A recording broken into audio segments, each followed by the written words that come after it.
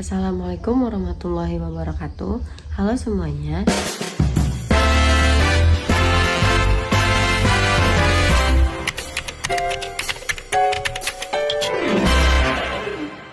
Perkenalkan, nama saya Alia dengan NIM 2403200002. Pada kesempatan kali ini, saya akan menjelaskan tentang perbandingan ekonomi dan ciri utama ekonomi syariah. Nah, dalam beberapa pokok bahasannya itu adalah faktor-faktor apa saja yang mempengaruhi sistem ekonomi, ragam dalam sistem ekonomi, prinsip ekonomi kapitalis, ekonomi sosialis, dan ekonomi Islam, prinsip dan ciri utama ekonomi syariah. Nah, hari ini seperti biasa, mari kita meluangkan waktu sebentar, sekitar 60 menit ke depan untuk membedah sebuah topik yang sangat fundamental ini. Namun, seringkali menentukan arah kesejahteraan suatu bangsa. Kita akan berbicara tentang bagaimana dunia mengelola sumber dayanya yang terbatas melalui apa yang kita sebut dengan sistem ekonomi. Nah, pernah nggak sih teman-teman semua merenungkan mengapa di suatu negara kita bebas mendirikan bisnis apa saja, sementara di negara lain pemerintah menentukan jenis pekerjaan dan jatah makanan warganya? Mengapa ada negara yang sangat kaya secara koperasi, namun tingkat tunawismanya sangat tinggi? Sementara negara lain yang memprioritaskan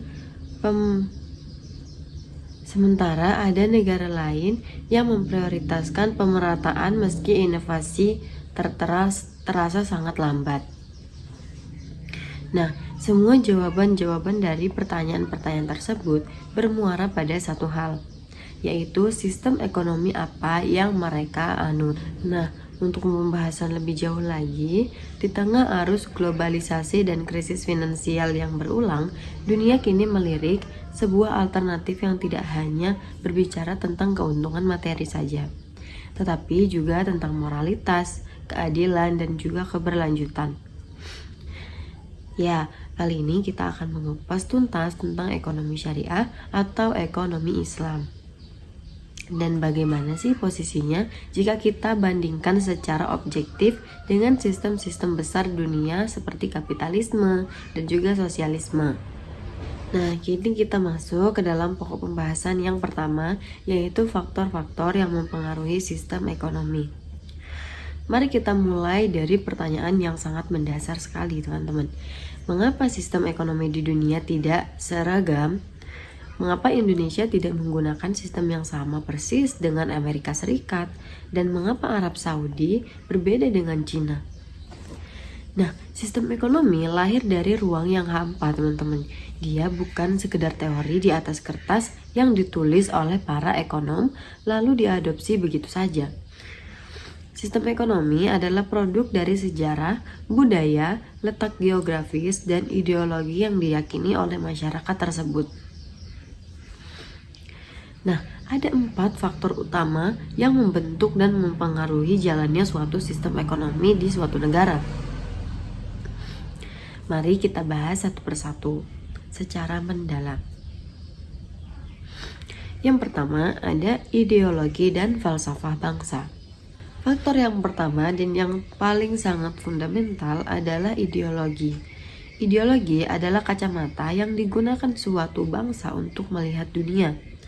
Ia menentukan apa yang dianggap baik dan apa yang dianggap buruk. Jika sebuah bangsa mengagungkan kebiasaan individu dan percaya bahwa kemajuan hanya bisa dicapai jika setiap orang berkompetisi secara bebas, maka secara otomatis negara tersebut akan melahirkan sistem ekonomi yang liberal atau kapitalistik. Contoh klasiknya itu seperti Amerika Serikat. Nah, sebaliknya, jika suatu bangsa menganggap bahwa kolektivitas dan kesetaraan adalah hal yang utama, dan bahwa kebebasan individu yang terlalu besar hanya akan melahirkan eksploitasi kaum kaya terhadap kaum miskin, maka ideologi ini akan melahirkan sistem ekonomi sosialis atau komando. Kita melihat contoh ini pada sejarah Uni Soviet atau bentuk ekonomi terpusat di Korea Utara. Bagi kita di Indonesia, kita memiliki Pancasila, khususnya sila kelima, keadilan sosial bagi seluruh rakyat Indonesia. Nah, falsafah ini melahirkan sistem ekonomi Pancasila, sebuah sistem ekonomi jalan tengah yang mencoba menyeimbangkan antara persaingan usaha yang sehat dengan fungsi kontrol sosial oleh negara. Yang kedua adalah sumber daya alam dan geologis. Geografis. Nah, faktor kedua ini adalah kondisi ilmiah yang diberikan Tuhan kepada suatu wilayah. Letak geografis, iklim, topografi, dan ketersediaan komoditas alam sangat mendikte bagaimana masyarakatnya bertahan hidup dan berinteraksi secara ekonomi. Nah, sebuah negara yang memiliki kekayaan alam yang melimpah seperti minyak bumi di negara Timur Tengah cenderung mengembangkan sistem ekonomi di mana negara memegang peran kuat dalam mengelola harta karun tersebut untuk kemudian didistribusikan kepada rakyatnya. Nah, hal ini sering juga disebut dengan rentier state. Sementara itu, negara dengan wilayah geografis yang kecil dan miskin sumber daya alam seperti Singapura atau Jepang dipaksa oleh alam untuk mengembangkan sistem ekonomi yang berbasis pada sektor jasa, teknologi, manufaktur, dan perdagangan internasional. Alam membentuk mentalitas ekonomi dari masyarakatnya. Nah, yang ketiga adalah sistem politik dan struktur kelembagaan. Ada ungkapan dalam ilmu ekonomi politik. Ekonomi dan politik adalah dua sisi dari satu koin yang sama. Anda tidak bisa merubah sistem ekonomi tanpa mengubah konstelasi politiknya. Di negara dengan sistem politik demokratis, kebijakan ekonomi seringkali dipengaruhi oleh opini publik, lobby-lobby industri, dan siklus pemilu. Kebijakan pajak, subsidi, dan upah minimum bisa berubah tergantung siapa partai yang sedang berkuasa. Sebaliknya, di negara dengan sistem politik otoriter atau satu partai, kepuasan ekonomi dapat diambil dengan cara cepat dan radikal, tanpa perlu khawatir terhadap oposisi. Cina adalah contoh yang sangat menarik, teman-teman, di mana sistem politiknya adalah komunisme yang ketat. Namun demi pertumbuhan ekonomi, mereka mengadopsi elemen pasar kapitalis dalam apa yang mereka sebut sebagai sosialisme dan karakteristik Tiongkok. Nah, yang keempat adalah faktor sosial budaya, agama, dan nilai-nilai historis. Manusia bukanlah robot, teman-teman. Manusia bukanlah robot ekonomis yang hanya berpikir untung rugi secara matematis. Manusia adalah makhluk perbudayaan dan beragama. Nilai-nilai norma adat, kearifan lokal, dan keyakinan spiritual memegang peran yang luar biasa besar dalam mengendalikan perilaku ekonomi. Nah, sebagai contoh, di masyarakat yang memiliki budaya gotong royong yang kuat seperti di pedesaan Indonesia, transaksi ekonomi seringkali melibatkan unsur non-materi. Orang membantu tetangganya memanen padi bukan sekedar demi upah harian saja, melainkan karena ikatan sosial. Nah, di sini pula agama masuk sebagai faktor determinan. Bagi seorang muslim, ekonomi bukan hanya sekedar urusan perut dan duniawi, melainkan bagian dari ibadah yang dipertanggungjawabkan di akhirat. Larangan riba, perintah zakat, dan keharusan mengonsumsi produk halal bukan produk haram negara, melainkan instruksi teologis. Larangan riba, perintah zakat, dan keharusan mengonsumsi produk halal bukanlah produk hukum negara, melainkan instruksi teologis.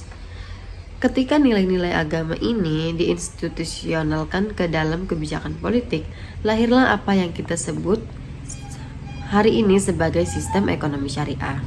Nah, sebelum kita melangkah ke materi-materi berikutnya, mari kita renungkan tentang sistem ekonomi di sekitar kita hari ini. Nah, ekonomi di sekitar kita hari ini adalah hasil kompromi panjang dari keempat faktor tadi, teman-teman. Tidak ada sistem yang murni 100% instan. Semuanya berevolusi mengikuti perkembangan zaman. Nah, sekarang kita beralih pada poin pokok pembahasan yang kedua, yaitu mengenai ragam sistem ekonomi dunia. Dalam literatur ekonomi makro secara historis, kita mengenal setidaknya 4 kelompok besar sistem ekonomi yang pernah dan sedang diterapkan oleh peradaban manusia. Mari kita bedah satu persatu, melihat bagaimana masing-masing sistem menjawab 3 pertanyaan dasar ekonomi.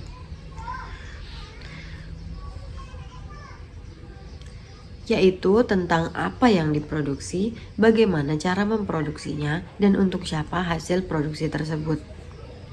Yang pertama ada sistem ekonomi tradisional. Ini adalah sistem ekonomi tertua dalam sejarah umat manusia, dan percaya atau enggak teman-teman, di beberapa belahan bumi yang terisolasi, sistem ini masih eksis.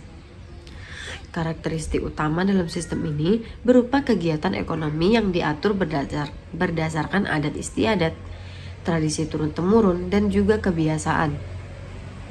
Teknologi yang digunakan masih sangat sederhana dan produktivitasnya masih sangat rendah. Nah, secara mekanisme dari sistem ini adalah sistem barter atau tukar-menukar barang masih sangat dominan. Nah, tujuan utama kegiatan ekonomi ini bukanlah untuk menimbun kekayaan atau mencari profit yang besar, melainkan sekedar untuk bertahan hidup saja. Nah, kelebihan dari sistem ini adalah hubungan kekeluargaan yang sangat erat teman-teman. Minim konflik horizontal dan kelestarian alam yang sangat terjaga karena tidak ada eksploitasi besar-besaran. Nah, jika ada kelebihannya, pasti ada kelemahannya dong. Kelemahannya adalah sangat rentan terhadap perubahan alam, seperti gagal panen atau kemarau, pertumbuhan ekonomi sangat lambat, dan standar hidup masyarakatnya cenderung rendah karena sulit menerima inovasi baru. Nah, sistem yang kedua adalah sistem ekonomi pasar, atau yang sering kita dengar dengan kapitalis dan liberal. Nah, teman-teman tahu nggak sih, kalau sistem ini lahir sebagai entitas terhadap kekuasaan mutlak raja-raja dan sistem feodal di Eropa pada abad ke-18 yang kemudian dikonseptualisasikan oleh Adam Smith dalam bukunya yang monumental. Nah, karakteristik utama dalam sistem ini adalah seluruh sumber daya ekonomi dan alat produksi yang dimiliki oleh pihak swasta atau individu ada pengakuan mutlak atas hak milik pribadi. Nah, sedangkan mekanisme dalam sistem ini sendiri adalah pemerintah dilarang keras untuk ikut campur dalam perekonomian. Biarkan pasar bekerja sendiri melalui mekanisme penawaran dan permintaan. Persaingan bebas adalah bahan bakar utama untuk memicu efisiensi dan inovasi. Nah, kelebihan dari sistem ini sendiri adalah kreativitas masyarakat berkembang luar biasa karena setiap orang berlomba-lomba menjadi yang terbaik dan demi keuntungan pribadinya mereka. Produksi barang sangat melimpah dan kualitasnya sangat tinggi karena adanya kompetisi.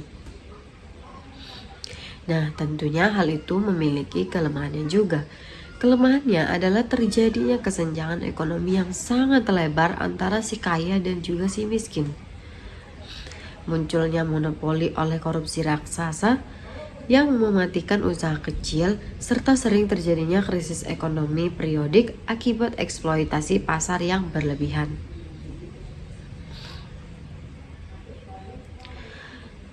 Lalu, yang ketiga adalah sistem ekonomi komando, atau yang biasa kita dengar sebagai sistem ekonomi sosialis atau terpusat. Nah, sebagai reaksi keras atas penderitaan kaum buruh akibat sistem kapitalis awal yang kejam pada abad ke-19, Karl Marx mencetuskan gagasan yang melahirkan sistem ekonomi komando atau terpusat. Nah, karakteristik utama dalam sistem ekonomi ini adalah kebalikan total dari sistem pasar. Di sini, hak milik individu atas alat produksi dihapus. Sawah, pabrik, tambang, semuanya diambil alih dan dimiliki oleh negara atas nama rakyat. Nah, mekanisme sistemnya itu sendiri yaitu pemerintah pusat memegang kendali absolut. Pemerintah yang menentukan apa yang harus diproduksi, berapa jumlahnya, bagaimana cara membuatnya, hingga berapa harga jual di pasar. Masyarakat bekerja hanya sebagai pegawai negara saja. Nah, kelebihan dari sistem ini sendiri adalah jaminan sosial yang sangat tinggi. Tidak ada pengangguran ekstrim karena semua orang diberi pekerjaan oleh negara. Kesenjangan pendapatan dapat diminimalkan dan inflasi relatif mudah dikendalikan karena harga dipatok oleh pemerintah. Nah, namun tentunya setiap sistem memiliki kelemahannya tersendiri. Kelemahan dari sistem ini adalah mematikan inisiatif dan daya kreasi individu. Mengapa seseorang harus bekerja keras, berinovasi jika pada akhirnya gajinya dimakan dengan orang yang bekerja santai? Sistem ini juga rentan terhadap efisiensi birokrasi dan korupsi jalur belakang, yang secara historis terbukti meruntuhkan perekonomian blok Uni Soviet. Nah, yang keempat adalah sistem ekonomi campuran. Menyadari bahwa sistem pasar murni terlalu kejam dan sistem komando murni terlalu kaku, mayoritas negara di dunia saat ini memilih jalan tengah, yaitu sistem ekonomi campuran. Karakteristik utama dalam sistem ekonomi ini adalah mengombinasikan kebebasan swasta dengan intervensi pemerintah yang terukur. Mekanismenya yaitu sektor-sektor yang menguasai hajat hidup orang banyak, seperti listrik, air, dan pertahanan dikuasai oleh negara melalui badan usaha milik negara atau BUMN. Namun, di luar sektor strategis tersebut, swasta dan masyarakat diberikan kebebasan seluas-luasnya untuk membuka usaha dan berkompetisi secara sehat. Pemerintah bertindak hanya sebagai wasit melalui regulasi, hukum anti persaingan tidak sehat, serta kebijakan pajak untuk mendistribusikan kembali kekayaan dalam bentuk finansial politik, kesehatan, dan pendidikan gratis. Nah, selanjutnya kita akan memasuki inti dari analisis kita, yaitu agar tidak terjebak pada definisi normatif, mari kita lakukan komparsiasi analisis yang tajam. Kita akan membandingkan 3 sistem besar dunia, yaitu kapitalisme, sosialisme, dan ekonomi Islam, menggunakan 3 indikator fundamental, yakni adalah hak kepemilikan, motivasi utama aktivitas, dan peran pemerintah. Nah, indikator pertama adalah hak kepemilikan. Dalam kapitalisme, kepemilikan pribadi adalah sesuatu yang sangat sakral. Jika Anda memiliki sebidang tanah, Anda berhak mengeksploitasinya, mendiamkannya, atau menjualnya dengan harga berapapun tanpa boleh diintervensi orang lain. Manusia adalah pemilik mutlak atas apa yang diusahakannya. Nah, sementara dalam sosialisme, kepemilikan individu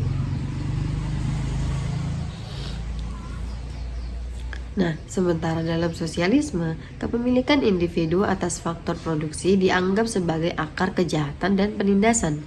Maka, hak milik pribadi dihapuskan untuk komunitas strategis dan hak milik dialihkan secara mutlak pada kolektivitas yang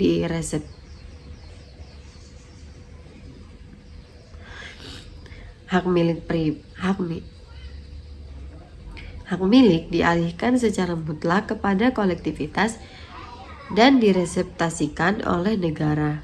Nah, sementara dalam sistem ekonomi Islam, konsep pemilikannya sangat unik dan revolusioner. Ya Allah. Nah, dalam ekonomi Islam, konsep pemilikannya sangat unik dan revolusioner. Islam menyatakan bahwa pemilik mutlak atas segala sesuatu di alam Semesta ini adalah Allah Subhanahu wa Ta'ala. Manusia hanyalah menerima titipan atau amanah untuk mengelolanya sementara waktu di bumi. Karena statusnya hanya sebagai pemegang amanah, maka manusia tidak boleh menggunakannya sesuka hati. Islam mengakui hak milik pribadi. Anda boleh kaya, boleh punya rumah, mobil, dan perusahaan, tetapi di dalam harta pribadi tersebut ada hak orang lain yang wajib dikeluarkan melalui zakat, infak, dan juga sedekah.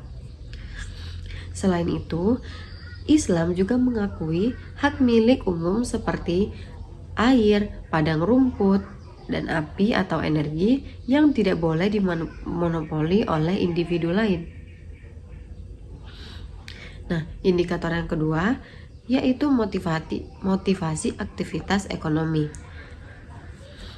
Dalam kapitalisme, dorongan utamanya adalah kepentingan pribadi dan maksimalisasi keuntungan materi. Rasionalitas diukur dari seberapa besar materi yang bisa Anda kumpulkan dengan pengorbanan sekecil-kecilnya. Nah, sementara dalam sosialisme, dorongan utamanya adalah rasa kesamarataan dan kepatuhan terhadap perencanaan negara. Sukses diukur ketika seluruh interaksi target produksi dari pusat terpenuhi dan kebutuhan dasar masyarakat tercukupi secara merata. Nah, sementara dalam ekonomi Islam, motivasi utamanya melampaui batas dunia materi. Kita mengenal konsep falah, yaitu kebahagiaan, kesuksesan, dan kesejahteraan yang sejati baik di dunia maupun di akhirat kelak. Ekonomi Islam tidak melarang orang mencari untung. Berbisnis sangat dianjurkan. Bahkan Nabi Muhammad SAW adalah seorang pedagang internasional yang sangat sukses. Namun, pencarian keuntungan finansial harus berjalan seiringan dengan kebutuhan terhadap syariat atau maslahah. Nah, keuntungan finansial tanpa berkah dan keridhaan Allah adalah kerugian yang nyata dalam perspektif Islam. Indikator yang ketiga adalah peran pemerintah dalam perekonomian. Nah, di dalam kapitalisme, peran pemerintah seminimal mungkin adalah laissez-faire. Nah, dalam sistem kapitalisme, peran pemerintah adalah seminimal mungkin. Pemerintah hanya bertindak sebagai petugas keamanan malam hari yang bertugas memastikan hukum berjalan, tidak ada pencurian, dan pasar berjalan secara tertib. Pemerintah tidak boleh mengatur harga atau ikut dalam berbisnis. Sementara dalam sosialisme, pemerintah adalah segala-galanya. Pemerintah berperan sebagai perencana, pemilik modal, produsen, sekaligus distributor tunggal. Tidak ada ruang bagi inisiatif pasar bebas. Nah, di dalam ekonomi Islam, peran pemerintah berada di posisi yang sangat adil dan proporsional. Pemerintah bukanlah pemilik tunggal, tetapi juga bukan penonton pasif. Pemerintah dalam Islam bertindak sebagai pengawas pasar yang adil, seperti dalam sejarah Islam dikenal sebagai hisbah. Pemerintah bertugas memastikan tidak ada praktik haram di pasar, seperti penimbunan barang, penipuan harga, transaksi palsu, atau praktik riba. Jika pasar berjalan normal secara alami, namun harga naik karena kelangkaan pasokan yang murni, pemerintah tidak boleh mengintervensikan harga secara sewenang-wenang. Namun, jika kenaikan harga terjadi karena ulah kartel atau mafia, pemerintah wajib turun tangan demi melindungi rakyat kecil.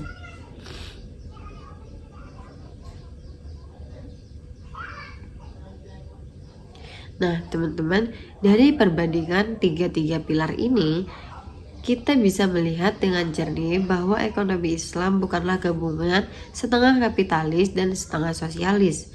Ekonomi Islam adalah sebuah paradigma independen yang bersumber langsung dari wahyu ilahi, yang menyeimbangkan antara hak individu dengan maslahat sosial secara berkeadilan.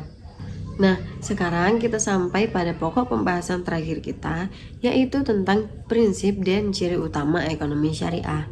Jika kita ingin mendalami atau menerapkan ekonomi syariah, baik dalam skala personal, korporasi, maupun negara, apa saja sih pilar kokoh yang harus melandasinya? Nah, secara metodologis, bangunan ekonomi syariah didasarkan pada 4 prinsip filosofis dan memiliki 5 ciri operasional utama yang membedakannya secara tegas dari sistem ekonomi lainnya. Nah, 4 dari prinsip filosofis ekonomi syariah yaitu adalah tauhid. Ini adalah fondasi dari segala fondasi. Semua aktivitas ekonomi kita, baik memproduksi, mengonsumsi, maupun mendistribusikan kekayaan. Nah, ini adalah fondasi dari segala fondasi. Semua aktivitas ekonomi kita, baik memproduksi, mengonsumsi, maupun mendistribusikan kekayaan, harus dilandasi dengan kesadaran bahwa Allah menyaksikan kita.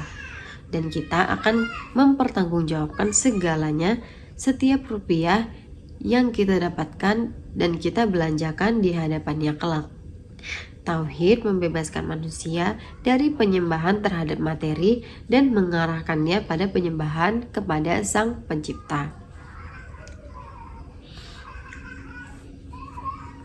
Yang kedua adalah adil atau keadilan. Ekonomi Islam menempatkan keadilan sebagai parameter utama. Adil berarti tidak menzalimi dan tidak dizalimi. Transaksi ekonomi dinyatakan sah jika kedua belah pihak merasa ridho tanpa ada unsur paksaan, penipuan, atau eksploitasi pihak yang kuat terhadap pihak yang lemah. Yang ketiga adalah khalifah. Manusia di bumi ini ditunjuk sebagai khalifah atau wakil Allah untuk memakmurkan bumi. Oleh karena itu, prinsip ekonomi Islam sangat melarang merusak atau perusakan lingkungan, pemborosan sumber daya, dan juga perilaku serakah yang merugikan generasi mendatang. Nah, pembangunan harus berkelanjutan dan berwawasan lingkungan. Yang keempat atau yang terakhir adalah takaful.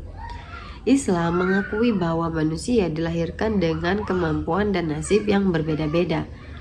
Ada yang kuat, ada yang lemah. Prinsip takaful atau persaudaraan universal memastikan bahwa kelompok masyarakat yang kaya dan berkecukupan memegang tangan kelompok masyarakat yang miskin dan rentan agar mereka tidak jatuh terpuruk. Tidak boleh ada situasi di mana segelintir orang kenyang sementara tetangganya kelaparan. Nah, kita tadi ada menyinggung tentang ciri utama dalam operasional ekonomi Islam, yakni ada 5. Yang pertama adalah larangan riba atau bunga bank yang bersifat eksploitatif. Ciri utamanya yang paling populer dari ekonomi syariah adalah pelarangan riba dalam segala bentuknya. Riba secara bahasa berarti tambahan. Dalam konteks ekonomi, riba terjadi ketika ada penambahan aset secara sepihak dalam transaksi utang piutang tanpa adanya menawarkan sistem bagi hasil melalui akad seperti mudharabah dan musyarakah. Di sini pemilik modal dan pengelola usaha berbagi untung dan bersama-sama menanggung risiko. Ini menciptakan kemitraan yang adil dan produktif. Nah, yang pertama adalah larangan riba. Ciri utama yang paling populer dari ekonomi syariah adalah pelarangan riba dalam segala bentuknya. Riba secara bahasa berarti tambahan. Dalam konteks ekonomi sendiri, riba terjadi ketika ada penambahan aset secara sepihak dalam transaksi utang piutang tanpa adanya risiko atau usaha nyata yang menyeimbangkannya. Sebagai gantinya, ekonomi syariah menawarkan sistem bagi hasil melalui akad seperti mudharabah dan musyarakah. Nah, di sini pemilik modal dan pengelola usaha berbagi untung dan bersama-sama menanggung resiko. Ini menciptakan kemitraan yang adil dan produktif. Yang kedua adalah pelarangan Grarar dan Meisher. Grarar sendiri adalah ketidakpastian yang ekstrim atau penipuan dalam transaksi di mana objek akad tidak jelas kualitas dan kuantitasnya atau waktu penyerahannya, seperti menjual ikan yang masih di dalam laut atau buah yang masih belum matang di pohonnya. Dan Meisher adalah perjudian atau spekulasi murni, di mana salah satu pihak mendapatkan keuntungan finansial murni dari penderitaan atau kekalahan pihak lain, tanpa ada penciptaan nilai tambah ekonomi nyata. Nah, yang ketiga adalah implementasi ziswaf atau zakat, infak, sedekah, dan wakaf. Ekonomi syariah memiliki instrumen fiskal keagamaan yang unik untuk mengatasnamakan kemiskinan dan mendistribusikan kekayaan agar tidak menumpuk di satu lingkaran elit saja. Nah, zakat bersifat wajib bagi yang memenuhi syarat. Sementara wakaf memiliki potensi yang luar biasa untuk membangun infrastruktur politik seperti rumah sakit dan universitas yang bisa diakses gratis oleh masyarakat tanpa membebani APBN negara secara berlebihan. Yang keempat ada pengakuan hak milik atau multidimensi. Nah, seperti yang telah kita singgung, ekonomi syariah mengakui hak milik pribadi secara proporsional, namun sekaligus melindungi hak milik umum. Sektor-sektor vital yang menyangkut hajat hidup masyarakat luas harus dikelola oleh negara atau secara kolektif untuk kemaslahatan bersama.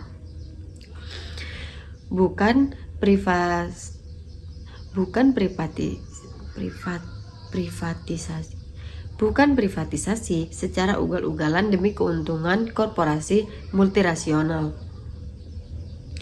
Nah, yang kelima dan yang terakhir adalah hanya bergerak di sektor halal. Dalam sistem ekonomi syariah, tidak semua barang yang menghasilkan uang boleh diperjualbelikan. Ada batasan moralitas dan syariat yang tegas. Sektor-sektor yang merusak moral, kesehatan, dan tatanan sosial seperti industri minuman keras, prostitusi, pornografi, peternakan babi, dan persenjataan ilegal diharamkan secara mutlak. Keuntungan ekonomi tidak boleh diraih dengan cara mengorbankan masa depan peradaban manusia. Nah, mungkin sampai di sini saja materi yang akan saya jelaskan, dan di video selanjutnya saya akan lanjut menjelaskan mengenai materi-materi lainnya, dan saya akhiri dengan wassalamualaikum warahmatullahi wabarakatuh. Sampai jumpa in the next video. Kita melihat contoh ini pada sejarah Uni Soviet atau bentuk ekonomi terpusat di Korea Utara. Bagi kita di Indonesia, kita memiliki Pancasila, khususnya sila kelima, keadilan sosial bagi seluruh rakyat Indonesia. Nah, falsafah ini melahirkan sistem ekonomi Pancasila, sebuah sistem ekonomi jalan tengah yang mencoba menyeimbangkan antara persaingan usaha yang sehat dengan fungsi kontrol sosial oleh negara. Yang kedua adalah sumber daya alam dan geologis. Yang kedua adalah sumber daya alam dan geografis. Nah, faktor kedua ini adalah kondisi ilmiah yang diberikan Tuhan kepada suatu wilayah. Letak geografis, iklim, topografi, dan ketersediaan komoditas alam sangat mendikte bagaimana masyarakatnya bertahan hidup dan berinteraksi secara ekonomi. Nah, sebuah negara yang memiliki kekayaan alam yang melimpah seperti minyak bumi di negara Timur Tengah cenderung mengembangkan sistem ekonomi di mana negara memegang peran kuat dalam mengelola harta karun tersebut untuk kemudian didistribusikan kepada rakyatnya. Nah, hal ini sering juga disebut dengan rentier state. Sementara itu, negara dengan wilayah geografis yang kecil dan miskin sumber daya alam seperti Singapura atau Jepang dipaksa oleh alam untuk mengembangkan sistem ekonomi yang berbasis pada sektor jasa, teknologi, manufaktur, dan perdagangan internasional. alam membentuk mentalitas ekonomi dari masyarakatnya. Nah, yang ketiga adalah sistem politik dan struktur kelembagaan. Ada ungkapan dalam ilmu ekonomi politik. Ekonomi dan politik adalah dua sisi dari satu koin yang sama. Anda tidak bisa merubah sistem ekonomi tanpa mengubah konstelasi politiknya. Di negara dengan sistem politik demokratis, kebijakan ekonomi seringkali dipengaruhi oleh opini publik, lobby-lobby industri, dan siklus pemilu. Kebijakan pajak, subsidi, dan upah minimum bisa berubah tergantung siapa partai yang sedang berkuasa. Sebaliknya, di negara dengan sistem politik otoriter atau satu partai, kepuasan ekonomi dapat diambil dengan cara cepat dan radikal, tanpa perlu khawatir terhadap oposisi. Cina adalah contoh yang sangat menarik, teman-teman, di mana sistem politiknya adalah komunisme yang ketat. Namun demi pertumbuhan ekonomi, mereka mengadopsi elemen pasar kapitalis dalam apa yang mereka sebut sebagai sosialisme dan karakteristik Tiongkok. Nah, yang keempat adalah faktor sosial budaya, agama, dan nilai-nilai historis. Manusia bukanlah robot, teman-teman. Manusia bukanlah robot ekonomis yang hanya berpikir untung rugi secara matematis. Manusia adalah makhluk perbudayaan dan beragama. Nilai-nilai norma adat, kearifan lokal, dan keyakinan spiritual memegang peran yang luar biasa besar dalam mengendalikan perilaku ekonomi. Nah, sebagai contoh, di masyarakat yang memiliki budaya gotong royong yang kuat seperti di pedesaan Indonesia, transaksi ekonomi seringkali melibatkan unsur non-materi. Orang membantu tetangganya memanen padi bukan sekedar demi upah harian saja, melainkan karena ikatan sosial. Nah, di sini pula agama masuk sebagai faktor determinan. Bagi seorang muslim, ekonomi bukan hanya sekedar urusan perut dan duniawi, melainkan bagian dari ibadah yang dipertanggungjawabkan di akhirat. Larangan riba, perintah zakat, dan keharusan mengonsumsi produk halal bukan produk haram negara, melainkan instruksi teologis. Larangan riba, perintah zakat, dan keharusan mengonsumsi produk halal bukanlah produk hukum negara, melainkan instruksi teologis.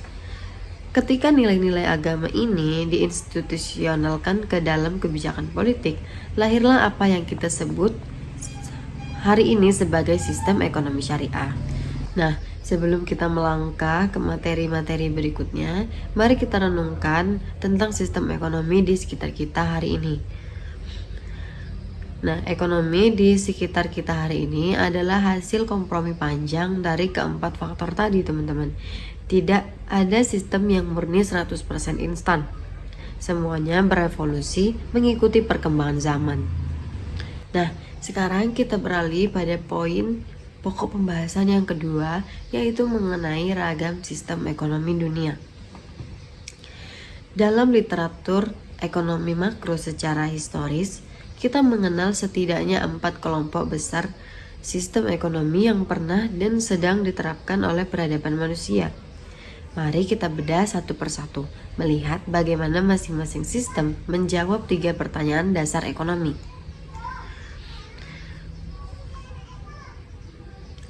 Yaitu tentang apa yang diproduksi, bagaimana cara memproduksinya, dan untuk siapa hasil produksi tersebut.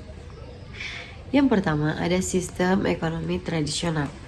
Ini adalah sistem ekonomi tertua dalam sejarah umat manusia, dan percaya atau enggak teman-teman, di beberapa belahan bumi yang terisolasi, sistem ini masih eksis. Karakteristik utama dalam sistem ini berupa kegiatan ekonomi yang diatur berdasarkan adat istiadat, tradisi turun-temurun, dan juga kebiasaan. Teknologi yang digunakan masih sangat sederhana dan produktivitasnya masih sangat rendah. Nah, secara mekanisme dari sistem ini adalah sistem barter atau tukar-menukar barang, masih sangat dominan. Nah, Tujuan utama kegiatan ekonomi ini bukanlah untuk menimbun kekayaan atau mencari profit yang besar, melainkan sekedar untuk bertahan hidup saja. Nah, kelebihan dari sistem ini adalah hubungan kekeluargaan yang sangat erat teman-teman.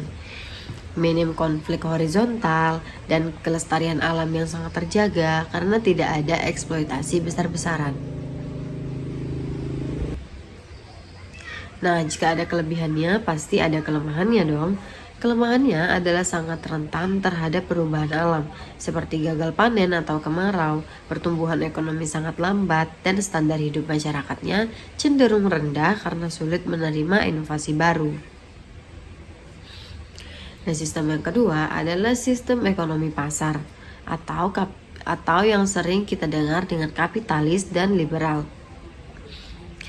Nah, teman-teman tahu nggak sih kalau sistem ini lahir sebagai entitas terhadap kekuasaan mutlak raja-raja dan sistem feodal di Eropa pada abad ke-18 yang kemudian dikonseptualisasikan oleh Adam Smith dalam bukunya yang monumental. Nah, karakteristik utama dalam sistem ini adalah seluruh sumber daya ekonomi dan alat produksi yang dimiliki oleh pihak swasta atau individu ada pengakuan mutlak atas hak milik pribadi. Nah, sedangkan mekanisme dalam sistem ini sendiri adalah pemerintah dilarang keras untuk ikut campur dalam perekonomian. Biarkan pasar bekerja sendiri melalui mekanisme penawaran dan permintaan. Persaingan bebas adalah bahan bakar utama untuk memicu efisiensi dan inovasi. Nah, kelebihan dari sistem ini sendiri adalah kreativitas masyarakat berkembang luar biasa karena setiap orang berlomba-lomba menjadi yang terbaik dan demi keuntungan pribadinya mereka.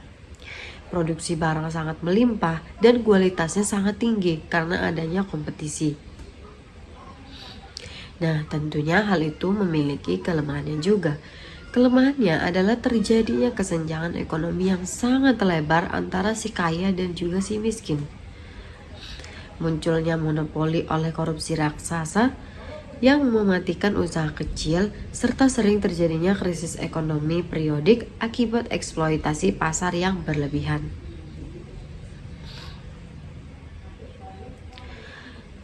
Lalu, yang ketiga adalah sistem ekonomi komando,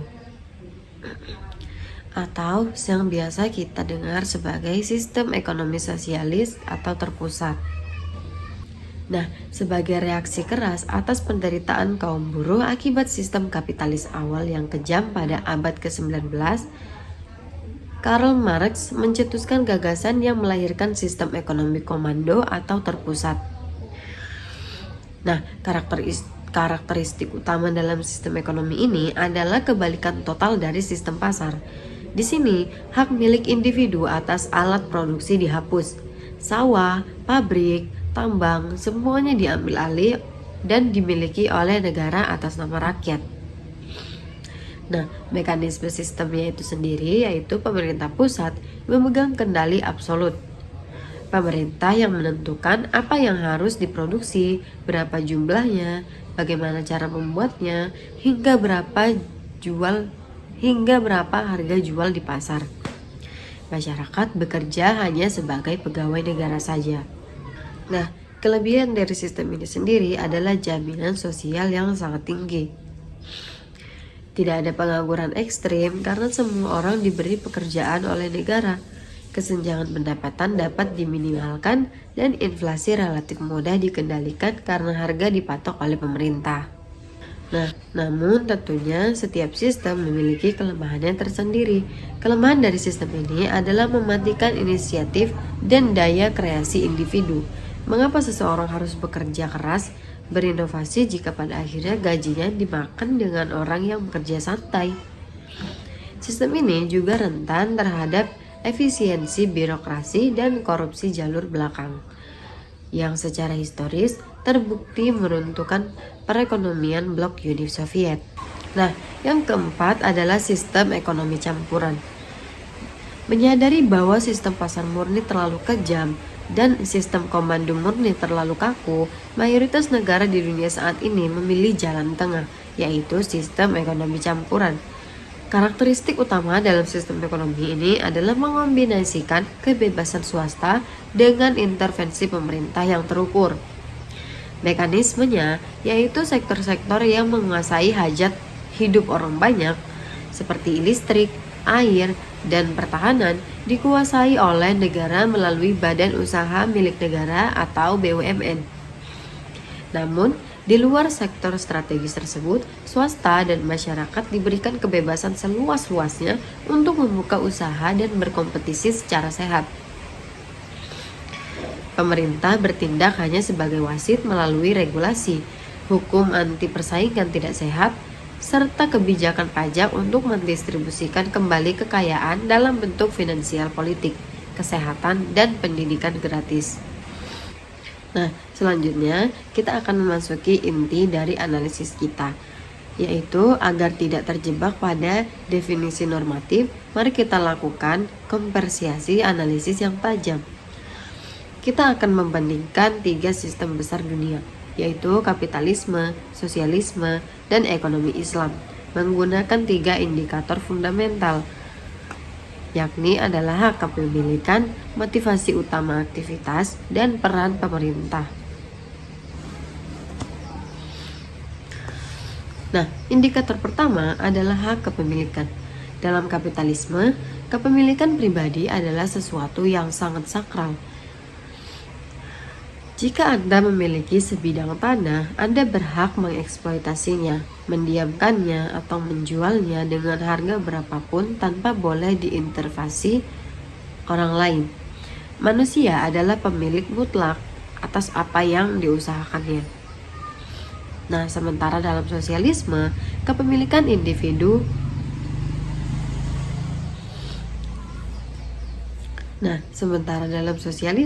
kepemilikan individu atas faktor produksi dianggap sebagai akar kejahatan dan penindasan. Maka, hak milik pribadi dihapuskan untuk komunitas strategis, dan hak milik dialihkan secara mutlak pada kolektivitas yang diresep.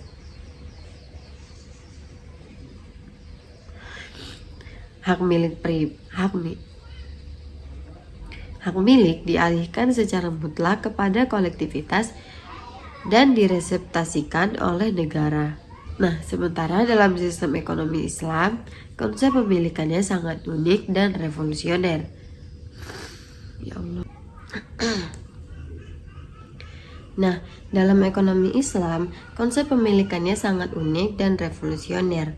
Islam menyatakan bahwa pemilik mutlak atas segala sesuatu di alam semesta ini adalah Allah Subhanahu wa Ta'ala.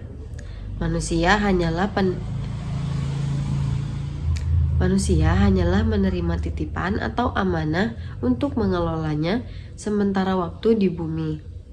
Karena statusnya hanya sebagai pemegang amanah, maka manusia tidak boleh menggunakannya sesuka hati. Islam mengakui hak milik pribadi.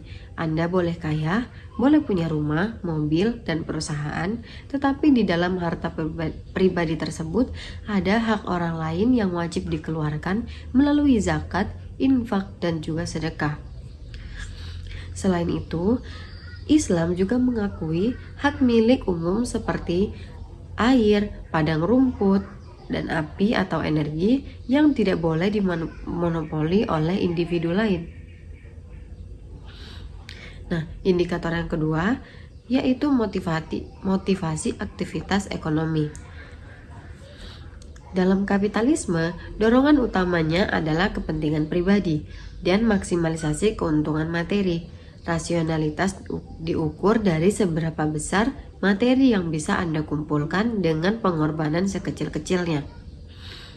Nah, sementara dalam sosialisme, dorongan utamanya adalah rasa kesamarataan dan kepatuhan terhadap perencanaan negara. Sukses diukur ketika seluruh interaksi target produksi dari pusat terpenuhi dan kebutuhan dasar masyarakat tercukupi secara merata. Nah, sementara dalam ekonomi Islam, motivasi utamanya melampaui batas dunia materi. Kita mengenal konsep falah, yaitu kebahagiaan, kesuksesan, dan kesejahteraan yang sejati baik di dunia maupun di akhirat kelak. Ekonomi Islam tidak melarang orang mencari untung. Berbisnis sangat dianjurkan. Bahkan Nabi Muhammad SAW adalah seorang pedagang internasional yang sangat sukses. Namun, pencarian keuntungan finansial harus berjalan seiringan dengan kebutuhan terhadap syariat atau maslahah. Nah, keuntungan finansial tanpa berkah dan keridhaan Allah adalah kerugian yang nyata dalam perspektif Islam. Indikator yang ketiga adalah peran pemerintah dalam perekonomian. Nah, di dalam kapitalisme, peran pemerintah seminimal mungkin adalah laissez-faire. Nah, dalam sistem kapitalisme, peran pemerintah adalah seminimal mungkin. Pemerintah hanya bertindak sebagai petugas keamanan malam hari yang bertugas memastikan hukum berjalan, tidak ada pencurian, dan pasar berjalan secara tertib. Pemerintah tidak boleh mengatur harga atau ikut dalam berbisnis. Sementara dalam sosialisme, pemerintah adalah segala-galanya. Pemerintah berperan sebagai perencana, pemilik modal, produsen, sekaligus distributor tunggal. Tidak ada ruang bagi inisiatif pasar bebas. Nah, di dalam ekonomi Islam, peran pemerintah berada di posisi yang sangat adil dan proporsional. Pemerintah bukanlah pemilik tunggal, tetapi juga bukan penonton pasif. Pemerintah dalam Islam bertindak sebagai pengawas pasar yang adil, seperti dalam sejarah Islam dikenal sebagai hisbah. Pemerintah bertugas memastikan tidak ada praktik haram di pasar, seperti penimbunan barang, penipuan harga, transaksi palsu, atau praktik riba. Jika pasar berjalan normal secara alami, namun harga naik karena kelangkaan pasokan yang murni, pemerintah tidak boleh mengintervensikan harga secara sewenang-wenang. Namun, jika kenaikan harga terjadi karena ulah kartel atau mafia, pemerintah wajib turun tangan demi melindungi rakyat kecil.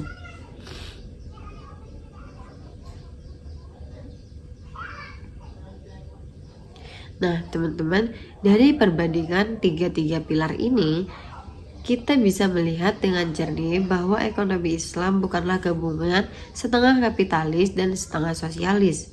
Ekonomi Islam adalah sebuah paradigma independen yang bersumber langsung dari wahyu ilahi, yang menyeimbangkan antara hak individu dengan maslahat sosial secara berkeadilan. Nah, sekarang kita sampai pada pokok pembahasan terakhir kita, yaitu tentang prinsip dan ciri utama ekonomi syariah. Jika kita ingin mendalami atau menerapkan ekonomi syariah, baik dalam skala personal, korporasi, maupun negara, apa saja sih pilar kokoh yang harus melandasinya?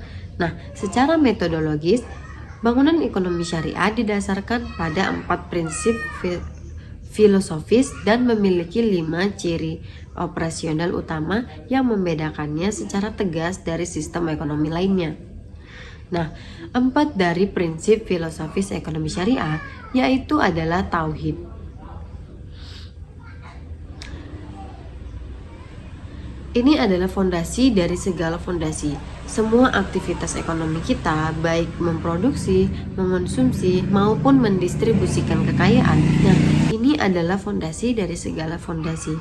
Semua aktivitas ekonomi kita, baik memproduksi, mengonsumsi, maupun mendistribusikan kekayaan, harus dilandasi dengan kesadaran bahwa Allah menyaksikan kita. Dan kita akan mempertanggungjawabkan segalanya, setiap rupiah yang kita dapatkan dan kita belanjakan di hadapannya kelak. Tauhid membebaskan manusia dari penyembahan terhadap materi dan mengarahkannya pada penyembahan kepada Sang Pencipta. Yang kedua adalah adil atau keadilan. Ekonomi Islam menempatkan keadilan sebagai parameter utama. Adil berarti tidak menzolimi dan tidak dizalimi. Transaksi ekonomi dinyatakan sah jika kedua belah pihak merasa ridho tanpa ada unsur paksaan, penipuan, atau eksploitasi pihak yang kuat terhadap pihak yang lemah. Yang ketiga adalah khalifah. Manusia di bumi ini ditunjuk sebagai khalifah atau wakil Allah untuk memakmurkan bumi. Oleh karena itu, prinsip ekonomi Islam sangat melarang merusak atau perusakan lingkungan, pemborosan sumber daya, dan juga perilaku serakah yang merugikan generasi mendatang. Nah, pembangunan harus berkelanjutan dan berwawasan lingkungan. Yang keempat atau yang terakhir adalah takaful. Islam mengakui bahwa manusia dilahirkan dengan kemampuan dan nasib yang berbeda-beda. Ada yang kuat, ada yang lemah. Prinsip takaful atau persaudaraan universal memastikan bahwa kelompok masyarakat yang kaya dan berkecukupan memegang tangan kelompok masyarakat yang miskin dan rentan agar mereka tidak jatuh terpuruk. Tidak boleh ada situasi di mana segelintir orang kenyang sementara tetangganya kelaparan. Nah, kita tadi ada menyinggung tentang ciri utama dalam operasional ekonomi Islam, yakni ada 5. Yang pertama adalah larangan riba atau bunga bank yang bersifat eksploitatif. Ciri utamanya yang paling populer dari ekonomi syariah adalah pelarangan riba dalam segala bentuknya. Riba secara bahasa berarti tambahan. Dalam konteks ekonomi, riba terjadi ketika ada penambahan aset secara sepihak dalam transaksi utang piutang tanpa adanya menawarkan sistem bagi hasil melalui akad seperti mudharabah dan musyarakah. Di sini pemilik modal dan pengelola usaha berbagi untung dan bersama-sama menanggung risiko. Ini menciptakan kemitraan yang adil dan produktif. Nah, yang pertama adalah larangan riba. Ciri utama yang paling populer dari ekonomi syariah adalah pelarangan riba dalam segala bentuknya. Riba secara bahasa berarti tambahan. Dalam konteks ekonomi sendiri, riba terjadi ketika ada penambahan aset secara sepihak dalam transaksi utang piutang tanpa adanya risiko atau usaha nyata yang menyeimbangkannya. Sebagai gantinya, ekonomi syariah menawarkan sistem bagi hasil melalui akad seperti mudharabah dan musyarakah. Nah, di sini pemilik modal dan pengelola usaha berbagi untung dan bersama-sama menanggung resiko. Ini menciptakan kemitraan yang adil dan produktif.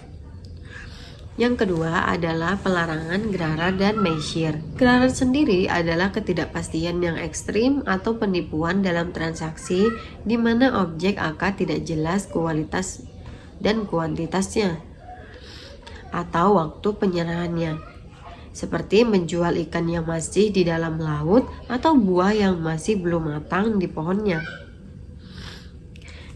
Dan maisir adalah perjudian atau spekulasi murni, di mana salah satu pihak mendapatkan keuntungan finansial murni dari penderitaan atau kekalahan pihak lain tanpa ada penciptaan nilai tambah ekonomi nyata. Nah, yang ketiga adalah implementasi ziswaf atau zakat, infak, sedekah, dan wakaf. Ekonomi syariah memiliki instrumen fiskal keagamaan yang unik untuk mengatasnamakan kemiskinan dan mendistribusikan kekayaan agar tidak menumpuk di satu lingkaran elit saja. Nah, zakat bersifat wajib bagi yang memenuhi syarat. Sementara wakaf memiliki potensi yang luar biasa untuk membangun infrastruktur politik seperti rumah sakit dan universitas yang bisa diakses gratis oleh masyarakat tanpa membebani APBN negara secara berlebihan. Yang keempat ada pengakuan hak milik atau multidimensi. Nah, seperti yang telah kita singgung, ekonomi syariah mengakui hak milik pribadi secara proporsional, namun sekaligus melindungi hak milik umum. Sektor-sektor vital yang menyangkut hajat hidup masyarakat luas harus dikelola oleh negara atau secara kolektif untuk untuk kemaslahatan bersama. Bukan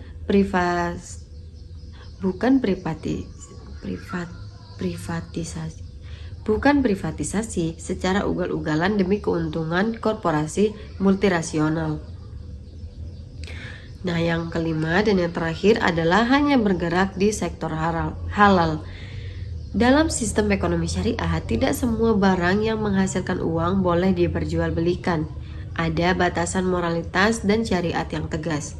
Sektor-sektor yang merusak moral, kesehatan, dan tatanan sosial seperti industri minuman keras, prostitusi, pornografi, peternakan babi, dan persenjataan ilegal diharamkan secara mutlak. Keuntungan ekonomi tidak boleh diraih dengan cara mengorbankan masa depan peradaban manusia. Nah, mungkin sampai di sini saja materi yang akan saya jelaskan, dan di video selanjutnya saya akan lanjut menjelaskan mengenai materi-materi lainnya.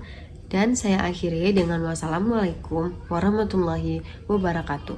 Sampai jumpa in the next video.